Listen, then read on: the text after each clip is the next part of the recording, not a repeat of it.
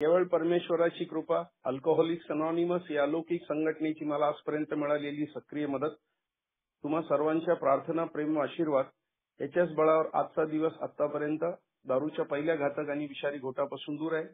सुरक्षित आहे, ठीक चाललेला आहे. परमेश्वराचा मी अत्यंत आभारी आहे. तुम्हा सगळ्यांचा आभारी आहे की हे हातात हात घालून आम्ही हा जो काही प्रवास करतोय तोच आम्हाला शेवटास घेऊन जाणार आहे. कारण एकट्याने मी केलेले दारू थांबवण्याचे सगळे प्रयत्न फोल ठरले होते, पण अल्कोहोलिक्स अनॉनिमसचा दरवाजा ठोठवला आणि परमेश्वराची असीम कृपा झाली, ज्याला आपण कॉजलेस मर्सी म्हणू. काही कारण होतं, काही नव्हतं माहित नाही, पण त्यानंतर आजतागायत त्यांनी मला परत दारूकडे वळवलं नाही. असो, एक दिवसाच्या हिशोबाने मी गेले 33 वर्ष 6 महिने आणि 17 दिवस दारूपासून दूर आहे. हा काळ अचूक सांगण्यामागचं एकच प्रयोजन आहे, शुद्ध हेतू आहे. नवीन भावांना प्रेरणा मिळावी.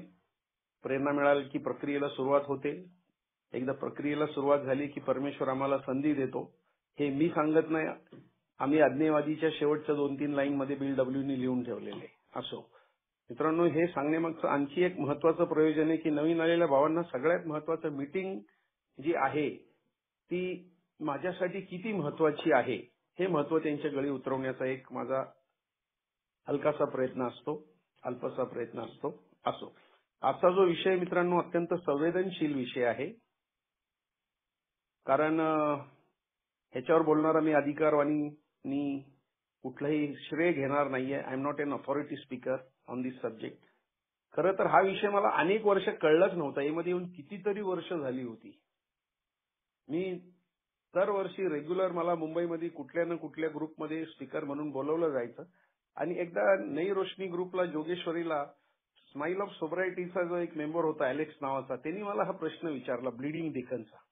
मी हा शब्दच ऐकलेला नव्हता, प्रामाणिकपणे सांगतो. आणि मी सांगितलं की मला याच्याबद्दल अजिबात माझं ज्ञान तोकडं आहे, पण मी नक्की याच्यावर थोडासा प्रयत्न करून जाणून घ्यायचा प्रयत्न करेन. मला हा प्रश्न विचारल्याबद्दल मी आभारी आहे. ज्या कुणाला ऑडियन्समध्ये, ज्या कुणाला भावाला याचं उत्तर द्यायचं असेल ते देऊ शकतात. मित्रांनो, सुरतच्या उमेश भाईंनी याचं उत्तर दिलं आणि तेव्हा माझ्या लक्षात आलं की ब्लिडिंग डिकन म्हणजे काय. खरं तर हा ब्लिडिंग डिकन ह्याच्यावर फार कमी शेअरिंग मी ऐकले. कारण ब्लिडिंग डिकन हे दुसऱ्या ट्रॅडिशनचं एक वर्णन आहे की ब्लिडिंग डिकन कुणाला म्हणायचं आणि एल्डर स्टेटमेंट कुणाला म्हणायचं. हे बिल्डअपनी दुसरी ट्रॅडिशन जेव्हा अनुभवातून आली त्याच्या अगोदरचं हे वर्णन आहे. कुठलाही किंवा मला अधिकार नाही दुसऱ्याला ब्लिडिंग डिकन म्हणायचं, कारण याचं कुठलाही असं खास टाईप असं वर्णन नाहीये की तुम्ही असं केलं म्हणजे तुम्ही एल्डर स्टेटमेंट आणि असं केलं तर तुम्ही ब्लिडिंग डिकन. प्रत्येक जण आपापल्या परीने प्रयत्न करतो. त्यामुळं हा जर विषय आहे हा मला वर्णनात्मक कधीच न्यायचा नाहीये, विश्लेषणात्मक. कारण वर्णनात्मक दिलं की अनॉनिमिटीचा फार मोठा धोका निर्माण होतो. याच्यामध्ये शत्रुत्व निर्माण होऊ शकतं. कारण जे वर्णन ज्याला लागू पडेल ते त्याला चपखल बसेल आणि तो त्याच्यावर प्रश्न विचारेल. माझ्याबद्दल व्यक्तिशः बोलायचं झालं तर मी ज्या ग्रुपमध्ये होतो तर तो ग्रुप अगदी सुरुवातीच्या दुसऱ्या मीटिंग पासून मी जॉईन झालो होतो आणि आजपर्यंत त्याच ग्रुपचा सभासद. आमचा ग्रुप आणि पुण्यातले ग्रुप त्याच्यामध्ये एक 10-20 किलोमीटरचं अंतर होतं. त्यामुळे आमच्या तिथले मेंबर पुण्यात जात नव्हते. मी एकमेव असा होतो की पुण्यातल्या सगळ्या मेंबर्स लोकांशी माझं चांगलं आदान प्रदान होतं. मला पुण्यातल्या एका मेंबरनी खूप मदत केलेली होती. मला त्यांनी कामाला लावलं होतं, धंदा दिला होता. नंतर मला घर घ्यायला मदत केली. मला प्रत्येक गोष्टीत त्यांनी मदत केली. मी त्यांना व्यवहार केले नाही. ते संबंध असतील त्याच्यात कुठेही कटुता होणार नसेल, तुम्ही परत दारूकडे वळायचा चान्स नसेल, तुमचं बॉन्डिंग चांगलं असेल तर मित्रांनो व्यवहार होतात. यामध्ये शक्यतो होऊ नये असा हा प्रघात आहे. But there is an exception to every rule. प्रत्येक नियमाला एक अपवाद असतो. असो, तर पुण्यात गेल्यामुळं माझं आणि पुण्यातल्या मेंबर्स लोकांचं खूप चांगलं होतं. आणि मग तिथं जे मी ऐकायचो ते मी इकडे एका मेसेंजर सारखं गुरुवारच्या मीटिंगला सुरू करायचो. मग आम्ही आणखी एक मीटिंग चालू केली सोमवारची. त्याच्यानंतर परत एक आणखी मीटिंग सुरू झाली शनिवारची. पहिली शनिवारची झाली लोकमान्याची. तिथल्या आम्ही डॉक्टरांना भेटून सुरू झालं तिथला ग्रुप. एकाच ग्रुपच्या 3 वेगळ्या वेगळ्या ठिकाणी मीटिंग व्हायच्या. माझा थोडंसं मला वाचायची आवड होती. पुण्यातले मेंबर माझ्या थँक्स गिव्हिंगला आवर्जून यायचे. त्यामुळं माझं ग्रुपमध्ये बऱ्यापैकी प्रस्थ होतं. जो ग्रुपचा फाउंडर होता म्हणा किंवा ज्यांनी ग्रुप सुरू करायला मोलाची कामगिरी बजावलेली होती, तर तोनी मला मेसेज दिलेला होता विलास नावाचा. पण नंतर काय झालं, बहुतेक मी त्याच्यानंतर मध्ये आलो. मला थोडीशी प्रसिद्धी मिळायला लागली. माझे आर्थिक जीवनमान माझं उंचावलं. मला थोडंसं रिकॉग्निशन मिळायला लागलं. तो थोडासा इंट्रोवर्ट होता. त्याचं व्यक्तिमत्व थोडंसं वेगळं होतं. तो अत्यंत हँडसम होता. पर्सनॅलिटी खूप त्याचं देखणं व्यक्तिमत्व होतं. पण त्याला माझ्याबद्दलची आडी आणि मग आमचं बऱ्याच लोक मग त्याचा गैरफायदा घ्यायला लागले की शिवाचं आणि विलासचं आपसामध्ये खूप वैर आहे त्यांचं. मित्रांनो, जेव्हा दोन मेंबर आपसामध्ये पर्सनॅलिटी क्लॅशेसमध्ये गुंतलेले असतात तेव्हा ग्रुपला फार मोठा धोका निर्माण झालेला असतो. पुण्यात मी असं बघितलं आणि त्याचा परिपाक काय होतो, दुसरं काय होत नाही. लगेच काय उठून कुणी दारू प्यायला जात नाही. पण लोक मग म्हणतात चला त्यापेक्षा चला भीक नको पण कुत्रावर, त्यापेक्षा आपले ग्रुप स्थापन करून मोकळं होऊ. पुण्यात असे 3-4 ग्रुप्स झाले. फ्रीडम अँड होप ग्रुप त्याचं एक ज्वलंत उदाहरण आहे. ते दोन अत्यंत फेमस मेंबर आज दोन्ही ह्या जगात नाहीयेत. त्यांनी तो ग्रुप सुरू केला. त्यातल्या दोघांचं होतं, एक बीकन मध्ये ते दोघं जर होते, नंतर त्यांनी सुरू केला. पण दुसरा जो होता त्याचा हेकेखोर स्वभाव होता. तो ग्रुपची वाढ कधीच हे नाही झाली. तिथून मेंबर दुसरीकडे जातात. ए मध्ये शिक्षण असल्यामुळं कुणी कुणाला लगेच फासावर देत नाही किंवा लगेच तुमचं प्रॉपर्टीचं फार मोठं नुकसान होईल, फार मोठं तुम्हाला अब्रू नुकसान भरपाईचा कुणीतरी तुमच्यावर दावा ठोकल असं काही नाहीये. तसंच दुसरा एक ग्रुप होता, तिथेही 2 मेंबर होते. आज दोन्ही हयात नाहीयेत. त्यांच्यामुळे इतर मेंबर लोकांचं फावलं जायचं. कारण ते मग ते मेंबर लोक त्यांच्याकडून पैशाची अपेक्षा करायचे आणि त्यांचं चाललेलं असायचं. मग तो म्हणायचा नाही मला 27 तारखेला जमणार नाही, तो म्हणायचा 23ला नाही जमणार. मग ग्रुपच्या बिझनेस मीटिंग नाही व्हायच्या. त्याच्यामध्ये जो एजन्सीपणा लागतो, जी समर्पित भावनेनी सेवा लागते, सुसंवाद लागतो, समन्वय लागतो, त्याला ग्रुप मुक्तो. ग्रुपची हळूहळू मूल्य जी आहेत, महत्वाची जी मानवी मूल्य आहेत, जी ग्रुपमध्ये कायम रुजवली जातात, पाळली जातात, त्या मूल्यांचा ऱ्हास व्हायला लागतो. आणि कधी कधी खूप वादविवाद झाला तर ग्रुप फुटतात. मी बघितलं ते जे ग्रुप फुटले ते नंतर त्यांना उठणं फार कठीण गेलं. आणि ही जी काही संकल्पना आहे याची सुरुवातच त्याच्यातून होते. रीडिंग डिकन म्हणजे जेव्हा ग्रुप नवीन सुरू होतो, आता माझ्या बाबतीत तर मी तिथं 25 वर्ष मी तिथं होतो तरी मला कधी वाटलं नाही की मी ब्लीडिंग डिकन आहे. पण ज्या वेळेला मी दुसरी ही ट्रॅडिशन फार मनापासून वाचली, 1-2 शेअरिंग ऐकले, तर म्हणलं चला आपण एकट्याने सगळं खेचतोय. मित्रांनो, 94ला पहिली नाईट विजल झाली आमच्या ग्रुपची. त्याच्यानंतर जवळजवळ सगळ्या नाईट विजल्सला मुंबईहून सगळे स्टार स्पीकर, एलिक्वेंट स्पीकरना बोलवणं, वेगळे वेगळे विषय करणं आणि त्या प्रत्येक नाईट विजल अशा सक्सेस झाल्या तर तो जो काय असा आनंद व्हायचा, तो हवा हवा असा वाटायचा. ग्रुपचं मी 12 स्टेपिंगचं काम करायचो. पण बऱ्याच वेळेला असं व्हायचं, माझं थोडंसं असतं त्यामुळे मला आणि आमचे नवीन ग्रुप असल्यामुळे सगळे मेंबर एक दुसऱ्याला धरून होते, हातात हात घालून होते.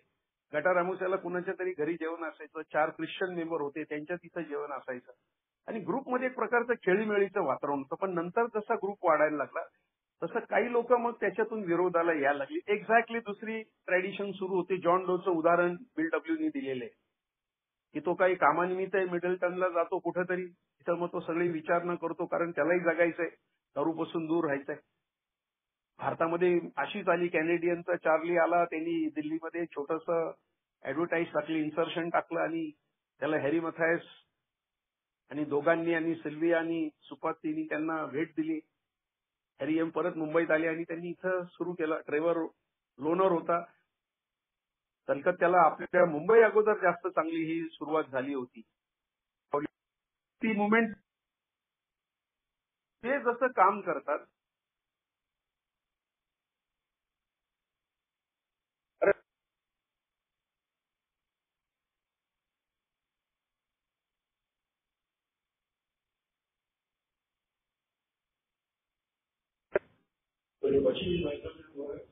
शिवा भाई आपकी आवाज नहीं आ रही है.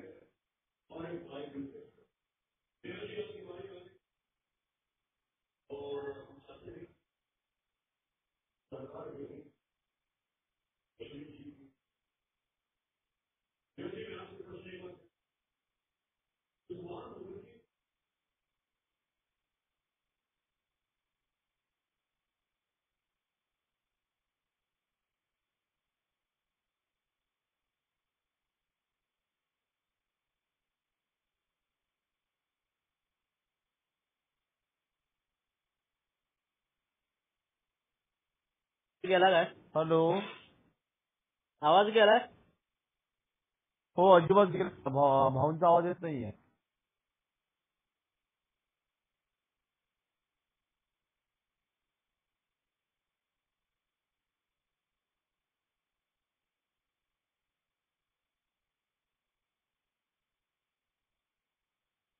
आवाज येतोय आता अभय? यस यस, आवाज आ रही है मेरी? Am I audible? Yes yes yes, येतोय शिव. ओके.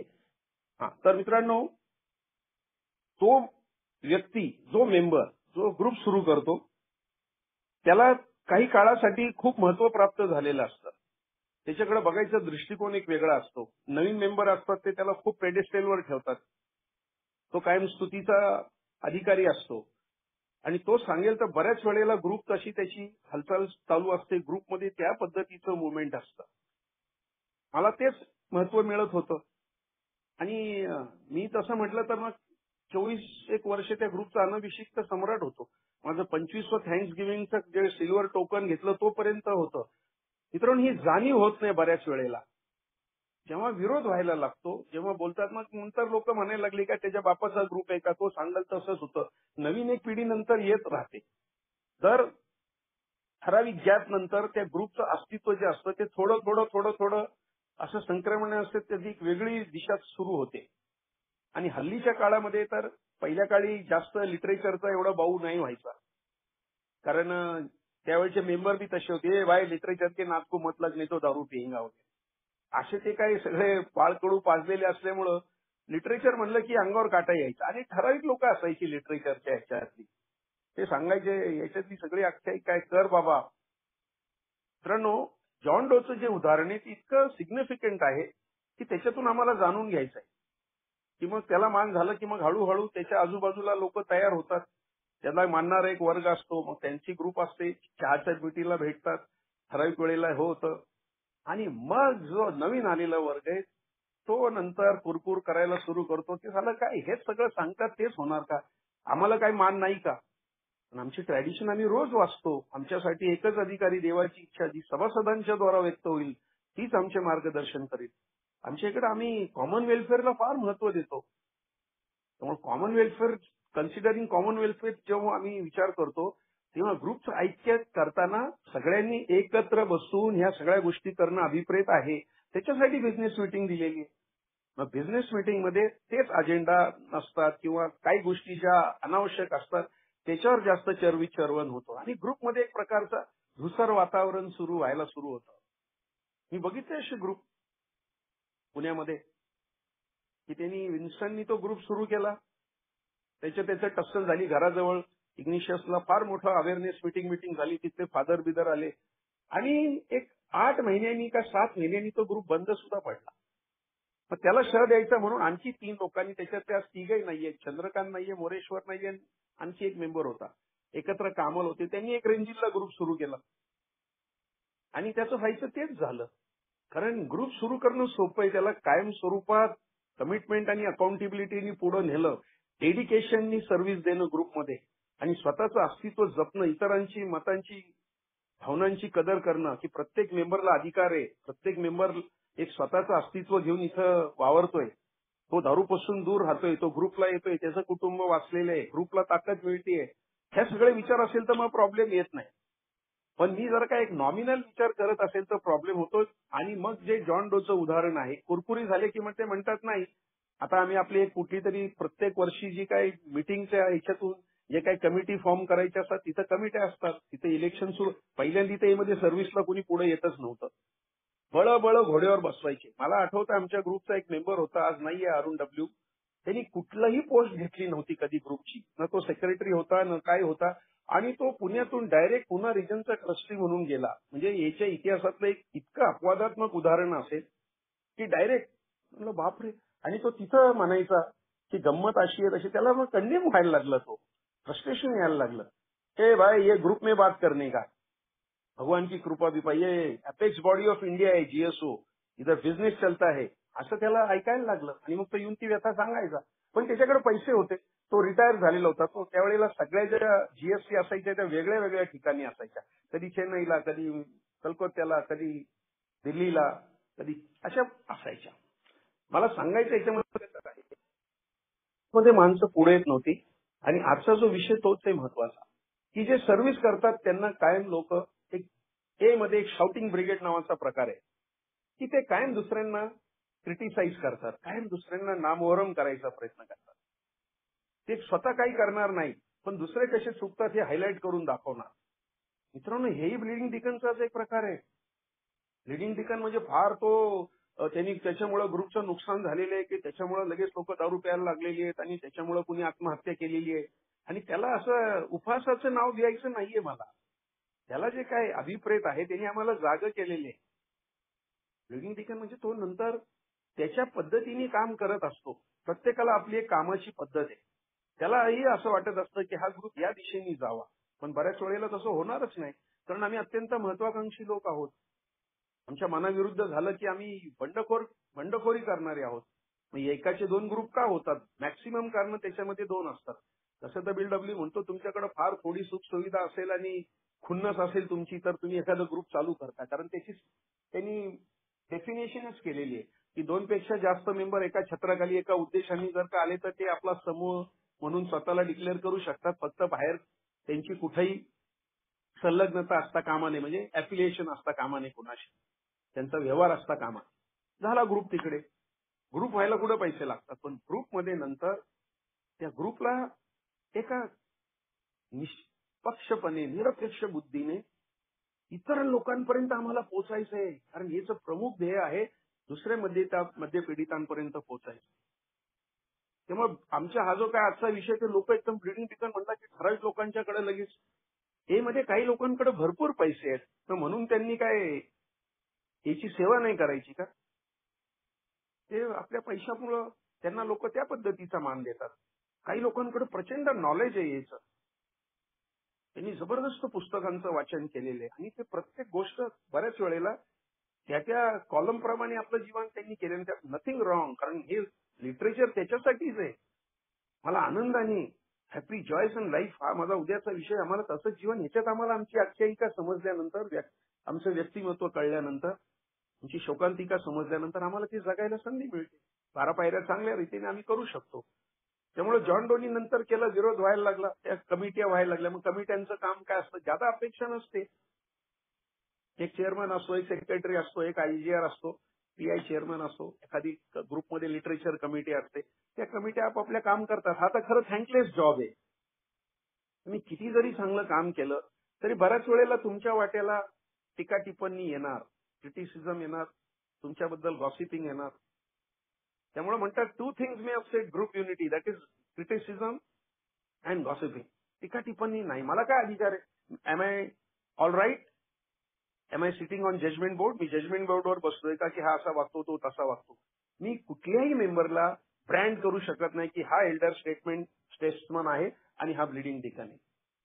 हे आम्हाला ग्रुपमध्ये कसं राहायचं आणि लोकांकडे आमचा बघायचा दृष्टिकोन कसा पाहिजे त्या पद्धतीने आहे. हे मध्ये काय देवांची वस्ती नाहीये. पैशाचा गैरवापर करणारे मी अनेक बघितले आणि त्यांनी लिहिलेले 7वी ट्रॅडिशन त्याच्यासाठी दिलेलं. आम्ही विश्वस्त आहोत, आम्ही कस्टोडियन आहोत.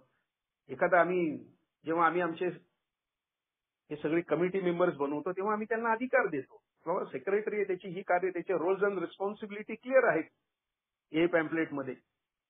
पण त्या अधिकारात ज्या वेळेला नेतृत्वाचा प्रश्न येतो त्यावेळेला जेव्हा सत्तेचं वेळ उफाळून वर येतं, पैसा इन्व्हॉल्व्ह होतो, महत्वाकांक्षा जेव्हा खनपायला लागतात, तेव्हा हे सगळे प्रॉब्लेम सुरू होतात. कारण हे काम करत असताना मला कौतुकाची अपेक्षा असते, आत्मगौरव. माझा 4 दिवसापूर्वीचा विषय होता सेल्फ ग्लोरिफिकेशन, की मला कामाची पावती पाहिजे असती प्रत्येक वेळेला. अरे शिवा बॉस बहुत अच्छा चला है हा क्या? कारण हे सगळं शक्ती प्रदर्शन असतं. बऱ्याच वेळेला ग्रुपमध्ये सुद्धा बेबनाव असतो. अरे त्या ग्रुपला जास्त मेंबर आहेत, तिथं सगळे स्टार स्पीकर आहेत, तिथल्या ग्रुपचा बोलबाला चालू आहे. मग कुठेतरी ईर्ष्या निर्माण होत असते आणि त्याच्यातून ही अशी व्यक्तिमत्व तयार झालेली असतात की ते आपल्या ग्रुपचं काम न करता दुसऱ्या ग्रुपमध्ये जाऊन धडकतात. मला माझ्या ग्रुपशी प्रामाणिक राहायचंय. प्रश्न विचारायचा आहे स्वतःला, am I loyal to my group? मी माझ्या ग्रुपशी प्रामाणिक आहे का? Do I extend my hand to a newcomer? नवीन आलेल्या बांधवाला मी मदतीचा हात पुढे करतोय का? मी त्याला कॉन्फिडन्स देतोय का की बाबा रे, योग्य ठिकाणी योग्य वेळी आलेला आहेस? माझ्या स्वतःच्या उदाहरणावरून मी त्याला कन्फेस करायला उद्युक्त करतोय काय? प्रमोट करण्याऐवजी मी त्याला तयार करतोय काय मानसिक दृष्ट्या, की तुझे कुठलेही अनुभव खालच्या थराचे नाहीयेत आणि इथं कुठेही ते चरविचरवण न करता ते इथंच राहतील. What you here here, what you see here, let it be here. जे काय तुम्ही पाहता, जे काय ऐकता ते इथंच ठेवा. बाहेर त्याचं चरविचरवण नाही करायचं. पण ही जी काय संज्ञा आहे ब्लीडिंग डिकनची, ही मित्रांनो वेगळी आहे. तो ब्लीडिंग डिकनच्या आमच्या डोळ्यापुढे येतं की नाही, त्यांनी फार ग्रुपची वाट लावली असेही मेंबर आहेत. कारण स्वतःची अहंकार आणि अस्मिता जर का त्यांनी नाही सोडली तर एच सुद्धा नुकसान होतं. याचं एक बेस्ट उदाहरण सांगेन. भारतामध्ये 1957ला अल्कोहोलिक्स अनॉनिमस आली. 50 वर्षानंतर 2007ला भल्ला त्यावेळेला चेअरमन होते आणि जीएसओचे, आणि एक असा ठराव आला जीएसओ मध्ये की आता एक इंटरनॅशनल कन्व्हेन्शन घ्यायची आणि त्याला पुणे ही एक फार चांगलं प्लेस आहे. कारण तिथे इंटरनॅशनल एअरपोर्ट आहे, 5 स्टार्स हॉटेल्स आहेत, तिथलं हवामान चांगलं आहे, तिथं ट्रॅफिकचं सगळं व्यवस्थित आहे, एव्हरीथिंग ऍक्सेसिबल आहे.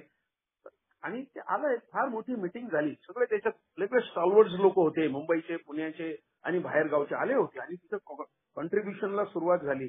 पण 2 लोकांची अहंकार आणि अस्मिता फुलफिल झाली नाही. कारण त्यांना न विचारता आमच्या पुण्यातल्या ट्रस्टीनी आणि डेलिगेटनी तिथं परस्पर यश असं म्हणून मान्यता दिली होती. त्यांना एकच झालं की आम्हाला न विचारता हे कसं कन्व्हेन्शन होतंय तेच आम्ही बघतो, आणि नाही झालं कन्व्हेन्शन.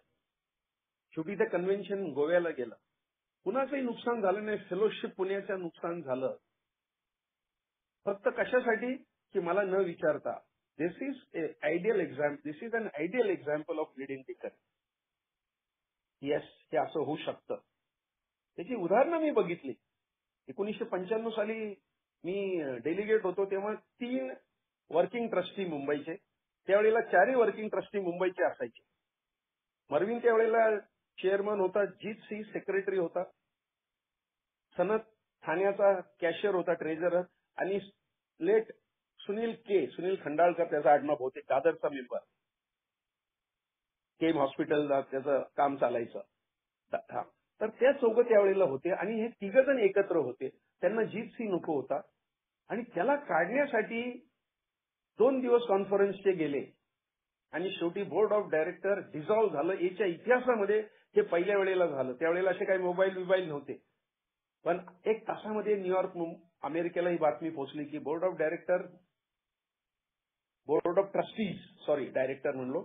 ट्रस्टीज हे डिझॉल्व्ह झालेले आहे.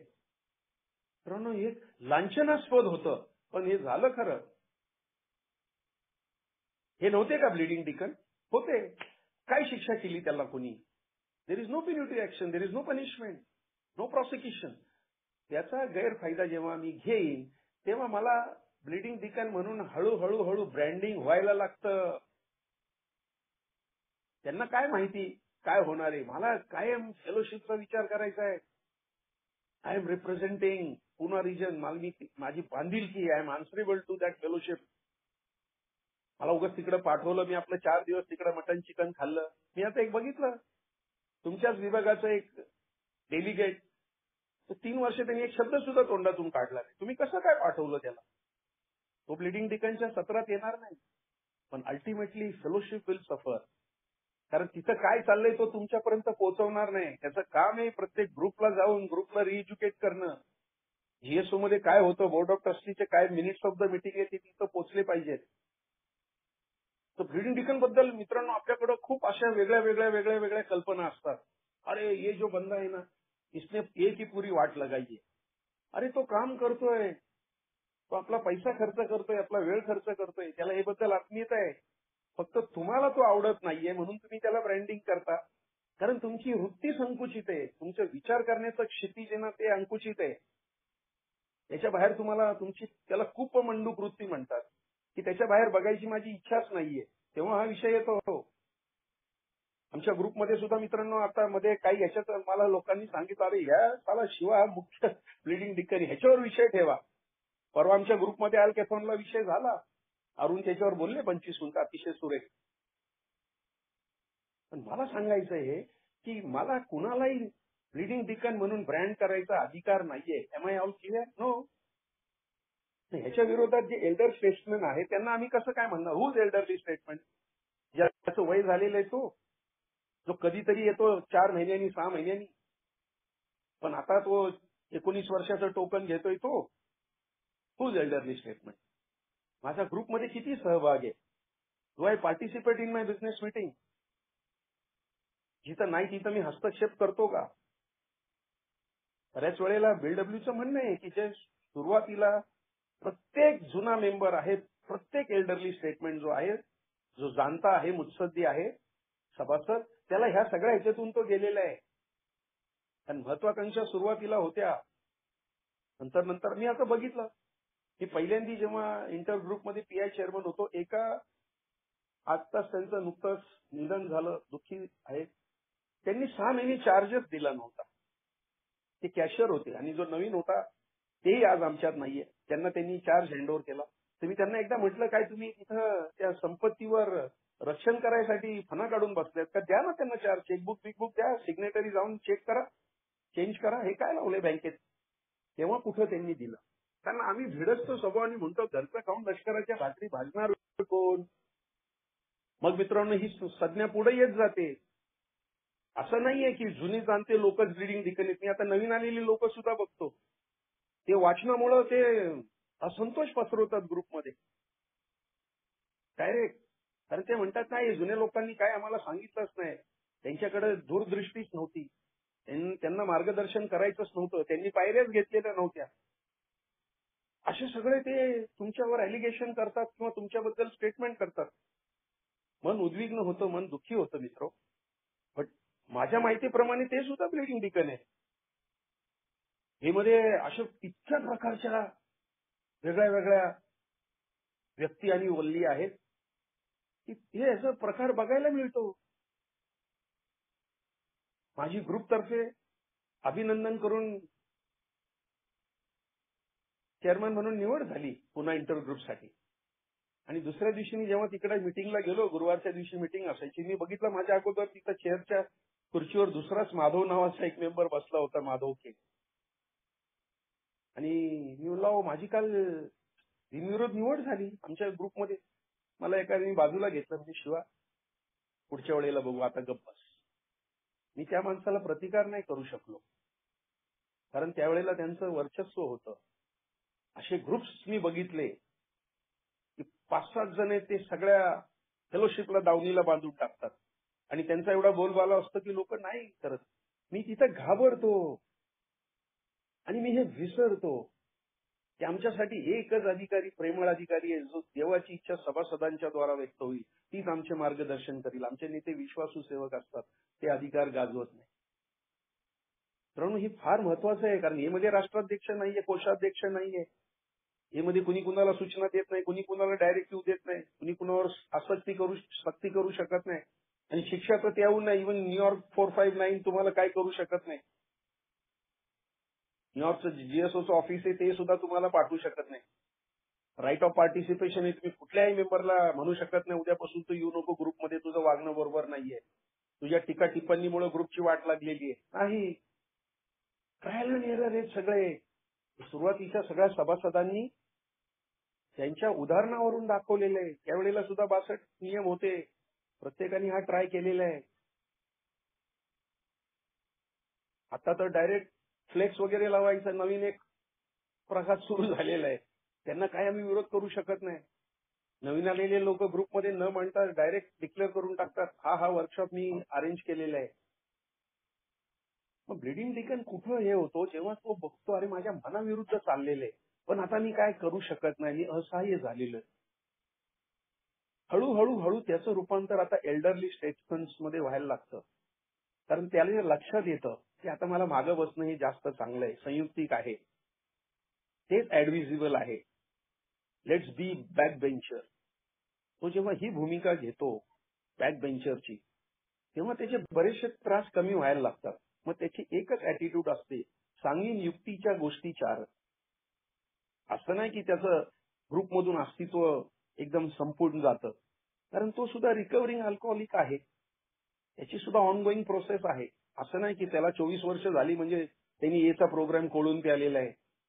ते आता कित्येक असे मेंबर व्हॉट्सअपवर बघतो की ते फक्त विरोधाला विरोध करत असतात. त्यांचा विरोध कदाचित खूप विधायक असतो, पण लोकांचं त्यांच्याबद्दल मत हे असतं, कारण ते सेवेत भाग घेत नाहीत. असे काही काही फार जबरदस्त मेंबर माझ्या पाहण्यात आहेत की ते समर्थन करतात. काय करायचं? अनिल देसाई नावाचा फार चांगला मेंबर होऊन गेला मुंबईमध्ये.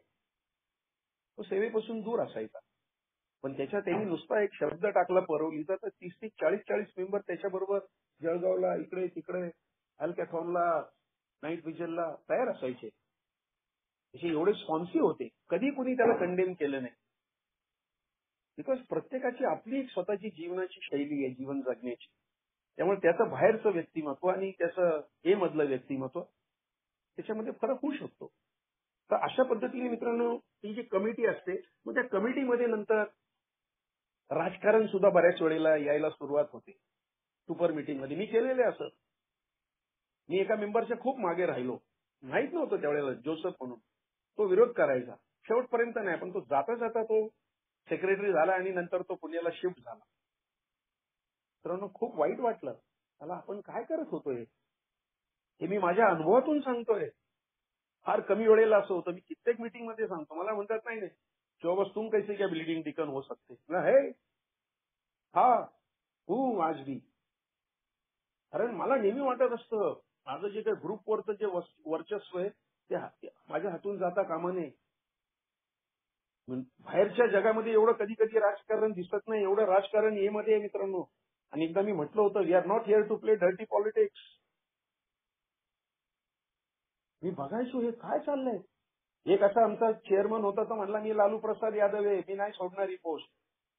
आणि त्याचं लिटरली अशी दादागिरी टाईप असायची. हे नाही हे असंच व्हायला पाहिजे, संपलं.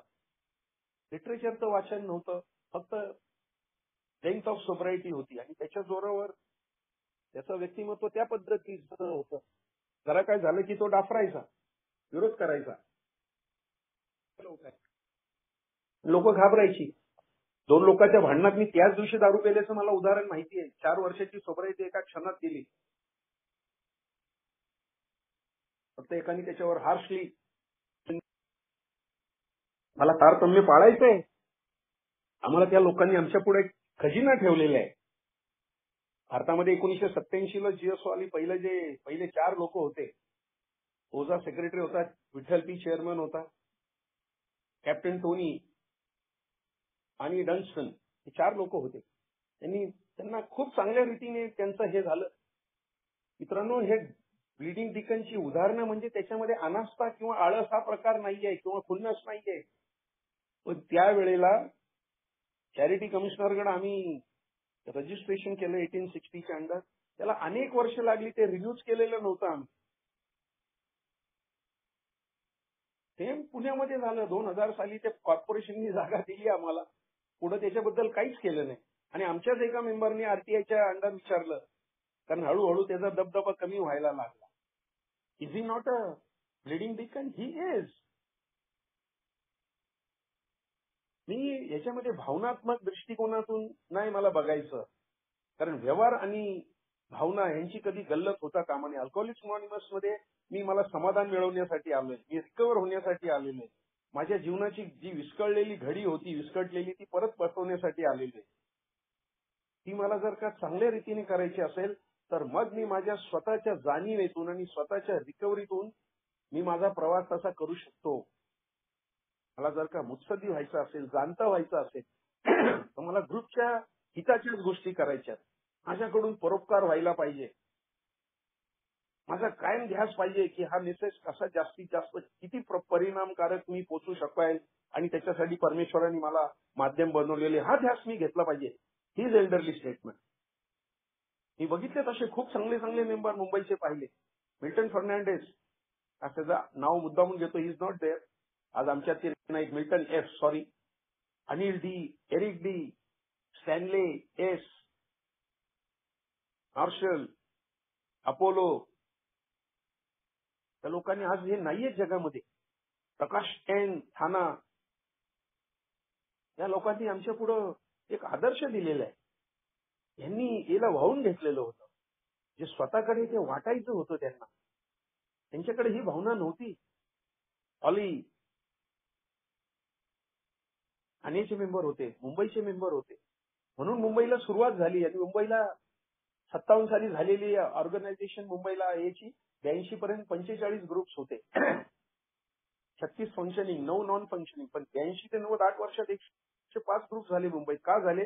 कारण एल्डरली स्टेट्समन जे सुरुवातीला जे होते, जे ब्लिडिंग डिकन म्हणून लोक त्यांना बघायची, त्यांचं रूपांतर त्याच्यात झालेलं होतं. कारण हे सगळा प्रोग्राम हा चुका आणि शिकातूनचा आहे, अनुभवावर आधारलेला प्रोग्राम आहे. बीडब्ल्यूने हे का लिहून ठेवलेलं आहे? एल्डरली स्टेटमेंट त्याचा बघायचा दृष्टिकोन असा आहे. 2 पानं आहेत फक्त त्याच्यामध्ये, पण ते प्रत्येक गोष्ट निष्पक्षपणे करायचा प्रयत्न करतात. याच्या पैशाला ते वावरतात, उपयोग करतात त्याचा. मी आता एक उदाहरण बघितलं ज्वलंत. मी आता जीएसओ मध्ये ट्रेझरर होतो.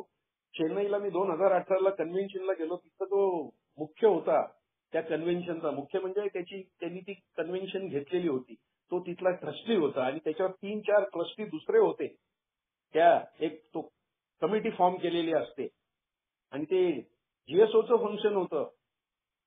जीएसओ कन्व्हेन्शन, त्याच्यात 39 लाख रुपये जमा झालेले होते. त्याला जेव्हा हिशोब मागितला तर तो म्हणला नाव आय मीन दुबई. तो हिशोब पहिल्यांदा तर देतच नव्हता.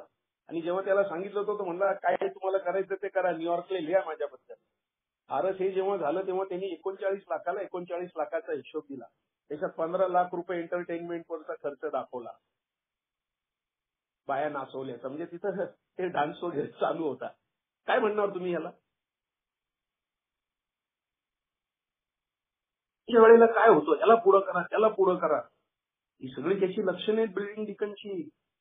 पण आपल्या तिथं आम्हाला सांगण्यात आलेली आहे की शेक अप आपली दे. तू मेंबरला दारू पिताना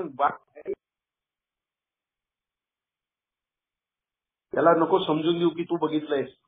तसं आम्ही म्हणतो करायचंय काय.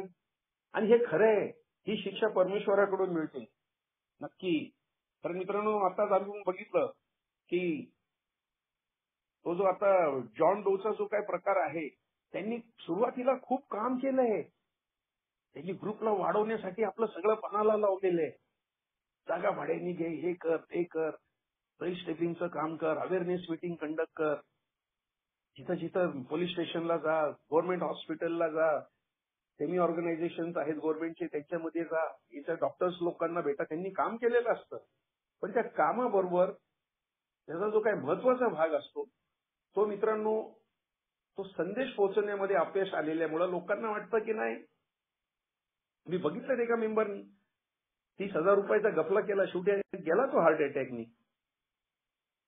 तो हिशोबच देत नव्हता. अरे your a treasurer of general service office, तू जनरल सर्व्हिस, तू बोर्ड ऑफ ट्रस्टीचा मेंबर आहेस, तू इथं आलेला आहेस बायकोला घेऊन, तो हिशोब देत नाही.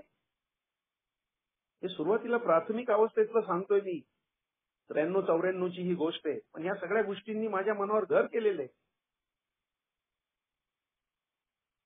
म्हणून हा विषय आहे, हा मला अनुभवातून बघायचा आहे. मला कुणाची इन्व्हेंटरी घ्यायची नाहीये, मला कुणालाही कंडेम करायचं नाहीये. कारण मी अशी वर्णन केली तर तुमच्या डोळ्यापुढे पटकेने एकाचं नाव पुढे पुढे येत राहील. मी त्याच्यासाठी नाहीये इकडे. ही जी उदाहरणं आहेत, ही उदाहरणं आम्हाला जागं करतात. स्पेशली नवीन लोकांना मला एज्युकेट करायचंय. त्यांना लिटरेचर बद्दल, त्यांना ट्रॅडिशन बद्दल स्पेशली माहिती झाली की आमचे बरेचसे प्रॉब्लेम सॉल्व्ह होतात. एकदा ग्रुपमध्ये ह्या वेळेला आमच्या इथे एक चांगला मेंबर आहे, त्यांनी ग्रुपची इन्व्हेंटरी घेतली. 13 प्रश्न त्यांनी घेतले. पण किती लोक होते? 8 ते 9 लोक असायचे. आमच्या ग्रुपला 40 लोक आहेत. नाही लोकांनी तेवढा जास्त इंटरेस्ट दाखवला. आणि ते नंतर काय आम्ही काय लॉ बुक आम्ही स्टडी करत नाही आहोत. ही सगळी गाईडलाईन्स आहेत आमच्यासाठी.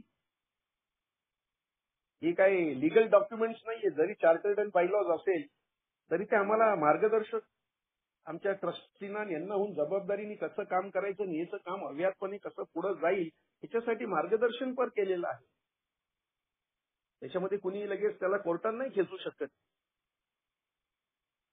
म्हणून मित्रांनो, एल्डरली स्टेटमेंट जो पर्सन आहे त्याला माहिती असतं आता की अरे ज्या वेळेला ग्रुपमध्ये कधी लाथाळ्या होतील आणि होणार, कारण मेंबर गप्प नाही बसणार. कुठलाही मी बघितलं ग्रुपचे ग्रुप उडवले. एका मेंबरने फक्त छोट्याशा कारणावरून अत्यंत सिनियर मेंबरला एकच पंच मारला मीटिंगमध्ये. 2-3 लेडीज बसलेल्या होत्या. त्यांनी तो एक पंच इतका जिवारी लागला, त्याचं संपूर्ण आयुष्य उद्ध्वस्त झालं. दारू प्याला. तो फार स्टडीड मेंबर होता पुण्याचा. ज्यांनी मारला तो सुद्धा नंतर मीटिंगच्या बाहेर गेला. Is he not a elder statement? Is he not a leading deacon? तो चांगलं काम करत होता, त्याला याची जाण होती, त्याचं वाचन होतं, तो 12 स्टेपिंग करायचा, लांब लांब जायचा स्वतःच्या खर्चाने. त्याचं संपूर्ण आयुष्य उद्ध्वस्त झालं. आणि दुसरा होता तो रानटी होता. तो आज कुठेही कुणालाही माहित नाही. मी गेले 20-25 वर्षात नाही पाहिलं त्या माणसाला. परंतु हे सगळं होत राहणार आहे मध्ये.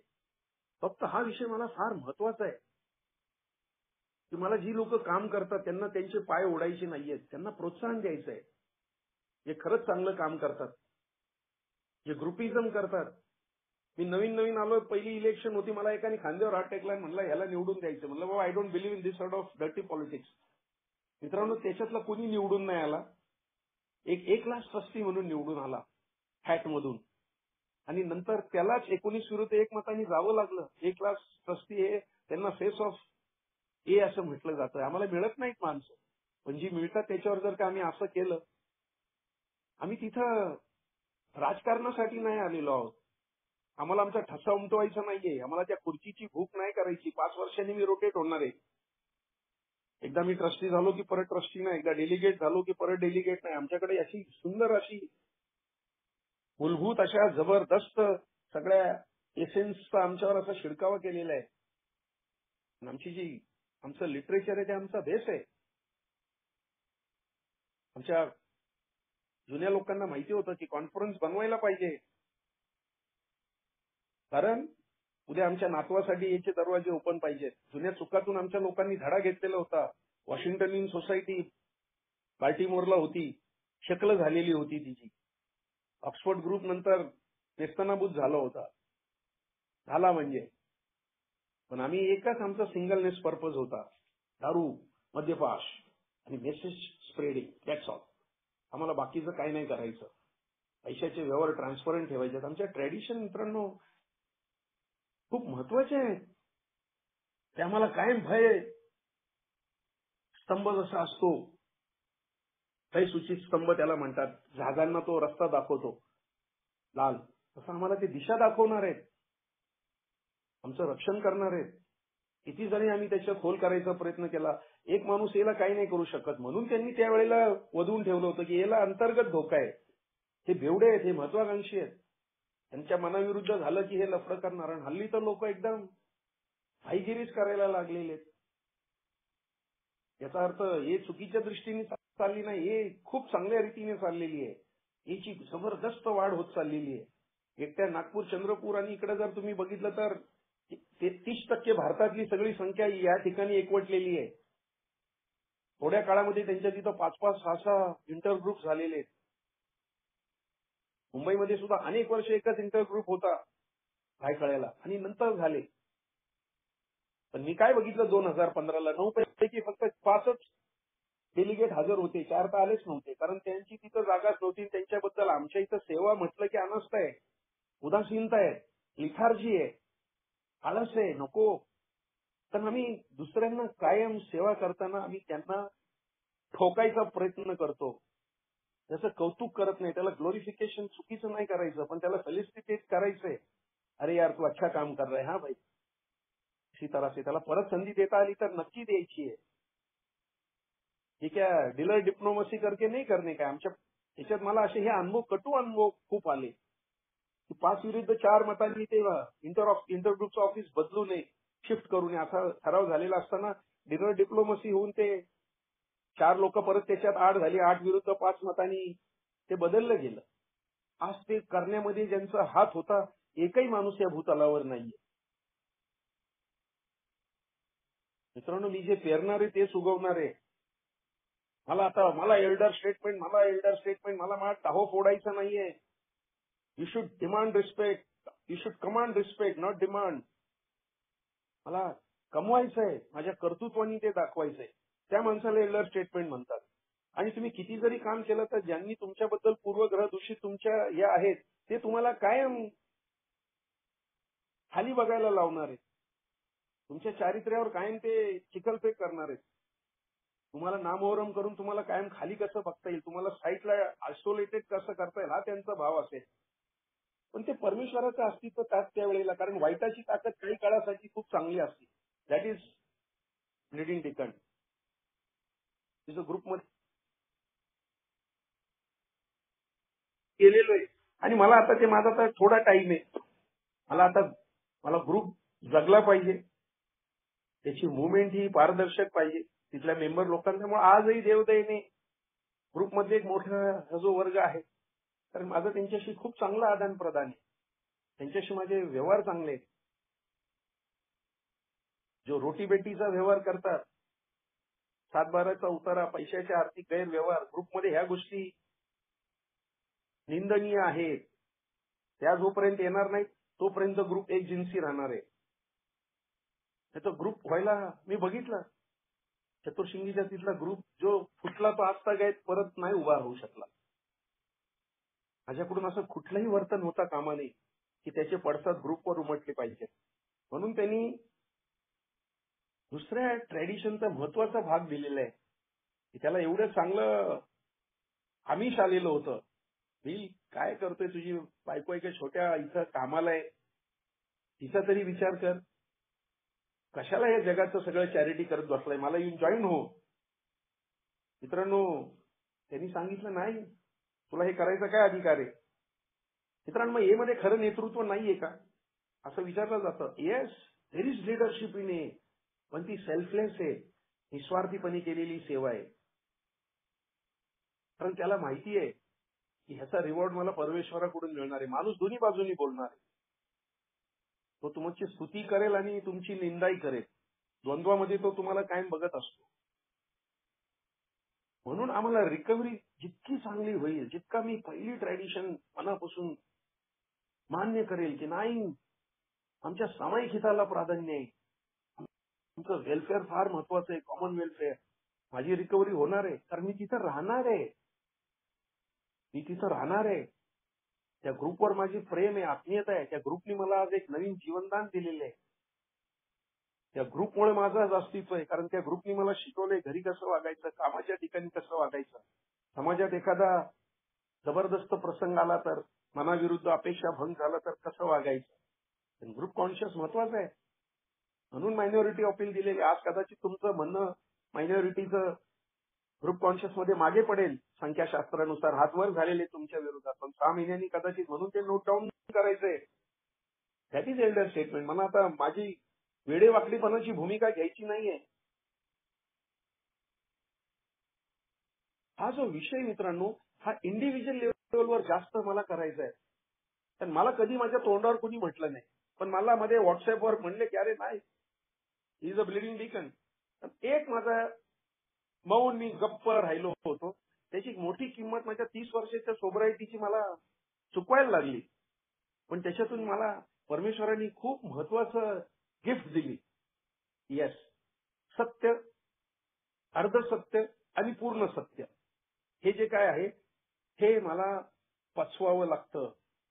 ते मला जागं करतं आणि ते मला जाणीव करून देतं की अरे तुझ्यामध्ये आणखी सुधारणेला वाव आहे. माझं ग्रुपमधलं अस्तित्व मिटलं का नाही, मी गेलो की अजूनही तोच मान आहे मला. आणि मी 30-33 वर्षापासून त्या ग्रुपचा पाईक आहे.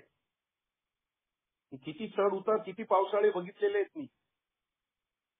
म्हणून मला सर्व काही कळलं का, ग्रुपचा मी ताबा घेतलाय का, ग्रुपचं माझ्या नावावर 1 रुपया तरी आहे का, ग्रुपच्या बँकेच्या ह्याच्यात माझं काय आहे का, काही नाहीये.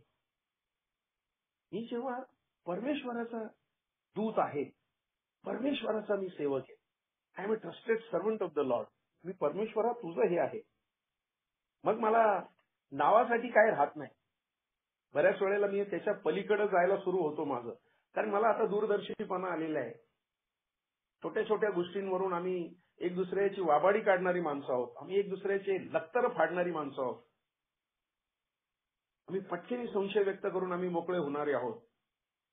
म्हणून आम्हाला जे नेतृत्व करायचंय ते उदाहरणांवरून करायचंय. We live and lead by example. हा जो विषय आहे हा अत्यंत गहन आहे, अत्यंत संवेदनशील असलेला विषय आहे. Very sensitive subject. त्याच्यावर खूप डिबेट करता येईल. कारण एवढ्या लोकांशी तुमचा संबंध आलेला असतो. आमच्या तिथे एका मेंबरचं आणि दुसऱ्याचं भांडण झालं. तो मेंबर इतका स्टडीड होता, झकी नावाचा. माझ्या बरोबरीच आम्ही 3 वर्षापर्यंत पहिला, दुसरा, तिसरा थँक्सगिव्हिंग एकत्र करत होतो. पण एक रागीत मेंबरनी त्याला इंग्लिश येत होतं, तो त्याला फक्त गेट आउट म्हणला. तो त्याला मारायला उठला. झकीने आजपर्यंत, झकी सोबर आहे, आजपर्यंत मीटिंग मध्ये नाही आला तो. माझ्या वागण्यामुळे एखादा मेंबर देशोधडीला लागू शकतो, परत दारूकडे वळू शकतो. माझं आचरण तसं पाहिजे. ब्लिडिंग डिकन म्हणजे काय? लोकांच्या बायकांकडे वेल स्टेपिंग नाही करायचं. मला असे मेंबर माहिती आहेत. मेंबरला बाजूला ठेवतात आणि त्यांच्या बायकांशीच लगट करतात, स्त्री लंपटपणा करतात. Are they Elder statement? 20 वर्ष सोबर झाल्यानंतर? No, they are bleeding deacons. त्याच्या मनामध्ये संशयास्पद वातावरण निर्माण करून तुम्ही त्याचा गैरफायदा घेता काय? No. What right you have? मला काय अधिकार आहे? मला स्पॉन्सरनी सांगितलं होतं आर्थिक व्यवहार, एनॉनिमिटी आणि लैंगिक समस्या या तिन्हीचं फार कठोर परीक्षण करायचं आणि त्यांचं आचरण करायचं. हे कुठेही तुझ्या जीवनामध्ये त्रासदायक होता कामा नये. मला दुसऱ्यांबद्दल नाही बोलायचं. मी चरवण करतात मागे ओल्ड टाइमर लोक, नवीन आलेल्या भावांना त्यांच्याबद्दल फसवणार. समोर बोलायची हिंमत नाहीये, पण मागून एखाद्याचा असा भिडस्तो स्वभावाचा एखादा मेंबर असेल त्याला सांगणार. मला असं केलं होतं पहिल्याच जीएसटीला. मी कलकत्त्याला 1993 साली 10 जूनला होती. मला म्हणले ते विचार गणेश अय्यरला का त्यांनी बाजूला केलं. आणि मी ते मला माहित नाही काय विचारलं. विठ्ठल तेव्हा चेअरमन होता, तो खूप कडक होता. 17 नॅशनलाइज बँकांचा तो लिगल ऍडवायझर होता. तो म्हणला please this is your first GST, so don't get carried away. वाहत नको जाऊस. मग माझ्या लक्षात आलं, अरे नाही, इथं खांद्यावर बंदुकी सुद्धा ठेवल्या जातात, स्वतः बोलत नाहीत ना. कारण मला वाईट व्हायचं नसतं. This is also part of bleeding deacon. अशा पद्धतीने मित्रांनो, हा जो आजचा विषय आहे तो अत्यंत गहन आहे. एल्डर स्टेटमेंट हा खरंच आपल्या उदाहरणावरून ग्रुपमध्ये त्याचं एक स्वतःचं त्यांनी अस्तित्व निर्माण केलेलं असतं. त्याचा कायम ध्यास असतो. नवीन आलेल्या बांधवांपर्यंत मला कसं त्यांना जास्तीत जास्त एज्युकेट करून त्यांना इथं स्थिर स्थावर होण्यास मदत करता येईल. त्यांना जे एचा जो खरा प्रोग्राम आहे तोच त्यांच्यापर्यंत पोहोचला पाहिजे. जो नाहीये तो नाही. ए मध्ये आर्थिक व्यवहार होत नाही. मला जी काय 14 तत्व दिलेली आहेत, ए मध्ये पुनर्वसन होत नाही. हे तुमच्यासाठी हॉस्पिटलाइज हे जे काय हे समूह ही पुस्तिका त्याच्यात डूज अँड डोंट्स आहे, त्याच्यामध्ये डोंट्स जे आहेत हे करत नाही. हे मला त्याला समजून सांगितलं पाहिजे. ही जुनी लोक करतात, मी बघितलंय. मला अरुण टीनी सर्व्हिसचं महत्व कोल्हापूरला 1990 साली सांगितलं. आज 31 वर्ष झाली. तो प्रसंग माझ्या डोळ्यापुढे. 2 पॅकेट दोघांनी सिगरेट ओढली होती त्या 4-4.5 तासात. पण त्यांनी माझ्यासारखा एक बंदा तयार केला. मला माहिती आहे, मला जर का परमेश्वराच्या नजरेत स्वतःला उंचवायचं असेल, मला खऱ्या अर्थाने एल्डर स्टेटमेंट व्हायचं असेल, तर माझ्या चारित्र्याची उभारणी झाली पाहिजे. माझी रिकव्हरी मला खूप मनापासून कधी कॉम्प्लेसन्सी मध्ये न जाता मला अजून बऱ्याच गोष्टी करायच्या हा माझा भाव असताना जर का मी अविरतपणे अल्कोहोलिक्स अनॉनिमसची सेवा केली, आजही माझ्या ज्या काही सुप्त महत्वाकांक्षा आहेत त्या जर का मी नाही दाबायचा प्रयत्न केला, त्या उफाळून जर का वर आल्या, तर हे दोन्ही रोल मला करायला लागतात आणि दोन्ही घोड्यांवर बसण्याला जॉकी नसतो. अनामिक मध्यपी ग्रुपने मला आज ह्या विषयावर माझे अनुभव सांगण्यासाठी वातावरण केलं, अनुभव करण्यासाठी उपलब्ध. तुम्ही सगळ्यांनी अत्यंत शांतपणे मला सहकार्य केलं. मी तुमचा मनापासून आभारी आहे. आज उद्या माझा शेवटचा विषय आहे, ए वे ऑफ लाईफ. त्याची सांगता आहे सुखी, समाधानी आणि मुक्त जीवन. मला असंच उद्याच्या दिवशी सहकार्य करा. मी कुणी सर्वज्ञ नाहीये. मी सुरुवातीला सांगितलं की ह्या वेळेला मला जे काही 33 वर्षाचे अनुभव आले, कुणाचाही मी कुणाचाही एनॉनिमिटीला हात न घालता, कुणाचंही खऱ्या अर्थाने वर्णन न करता हा विषय जसा मला समजला, मी माझ्या अनुभवातून जास्त सांगायचा प्रयत्न केला. कारण हा सगळा मी जास्त स्वीकारलेला विषय आहे, सहन केलेला विषय आहे. माझ्यावर आघात आणि अत्याचार झाल्यानंतर सुद्धा मला बऱ्याच वेळेला असं अनेक अपमानाचे प्रसंग माझ्यावर आलेले आहेत. खूप डिबेट इंटरग्रुपमध्ये झालेला आहे.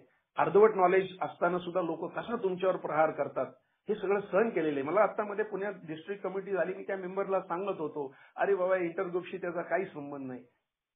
डिस्ट्रिक्ट कमिटी फॉर्म करायला त्यांची परवानगी घ्या, पण ते नाही, तुम्ही ट्रस्टी आहे ना, तुम्ही का नाही केलं असं. मित्रांनो, माझ्यावर प्रहार केला बऱ्याच वेळेला. मग समोरचा जेव्हा एखाद्या माणसावर लोकांना संधी असते, पूर्वग्रह असतात, तेव्हा माणसं जास्त द्वेषाने तुमच्यावर प्रहार करत असतात. पण कायम लक्षात ठेवायचंय मला की मी हे परमेश्वराचं कार्य करतोय, तो कायम माझ्या पाठीशी आहे. Let people criticise me, let people condemn me, but ultimately I will be empowered by God's power. Thank you so much.